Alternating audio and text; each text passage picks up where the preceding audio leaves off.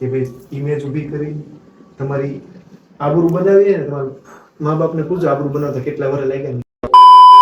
તો જય હિન્દ અને જય માતાજી મિત્રો, હું છું જિંકલ મસાલિયા અને ફરી એકવાર સ્વાગત છે આપનું જિંકલ સલૂનના મિની વ્લોગમાં. આ વ્લોગ તો આમ થોડાક દિવસ પહેલાનો છે, પણ માંડ કરીને આજે એડિટ કરવાનો ટાઈમ મળ્યો એટલે આજે શેર કરી. તો તમને બધાને ખબર જ છે કે જિંકલ સલૂનમાં સમર બેચ ચાલતી હતી ને આજે એનો ગ્રેજ્યુએશનનો ડે હતો, એટલે કે ફાઇનલ ડે. એટલે સલૂનમાં એની તૈયારી હાલતી હતી. બધી તૈયારી કરીને ફટાફટ હું ને સંધ્યા રેડી થઈને સલૂનમાં આવી ગયા હતા. અને એક અમાર સંધ્યાબેન મિરર જોવે ને એટલે એના નખરા ચાલુ જ હોય. એટલી વારમાં હિરેનભાઈ નિતેશભાઈ બે તૈયાર થઈને સલૂનમાં આવી ગયા હતા. અને હિરેનભાઈ કયા હીરો જેવા લાગે છે જરા કમેન્ટમાં કહી દેજો. ત્યાર પછી બધા સ્ટુડન્ટને બેસાડીને એક પછી એકને પૂછ્યું કે તમે જે ગોલ નક્કી કર્યો તો એ પૂરો થયો કે નહીં. અને ત્યાર પછી એમને પૂછ્યું કે તમારી 45 દિવસની જર્ની કેવી રહી જિંકલ સલૂન સાથે. અને બધા સ્ટુડન્ટનું કહેવાનું એવું હતું કે સૌથી પહેલા વાત તો ઈ છે કે અમને અહીંયા આવીને ઘર જેવું ફીલ થતું હતું. જ્યાં તમને ઘર જેવું ફીલ થાય ને ત્યાં તમારા બધા પ્રોબ્લેમનું સોલ્યુશન આવી ગયું કહેવાય. ત્યાર પછી બધા સ્ટુડન્ટને એક પછી એક સર્ટિફિકેટ આપવાનું હતું. આ બધા સ્ટુડન્ટ અમારી હારે એક ફેમિલી મેમ્બરની જેમ રહ્યા છે, એટલે બહુ બધી યાદો અમે ભેગી કરી લીધી છે. આ બધું પૂરું થયું ને એટલે થોડીક વાર અમે લોકોએ ગરબા રમ્યા. ત્યાર પછી થાકી ગયા એટલે બેઠા બેઠા લૂડો રમ્યા અને આવી તો બહુ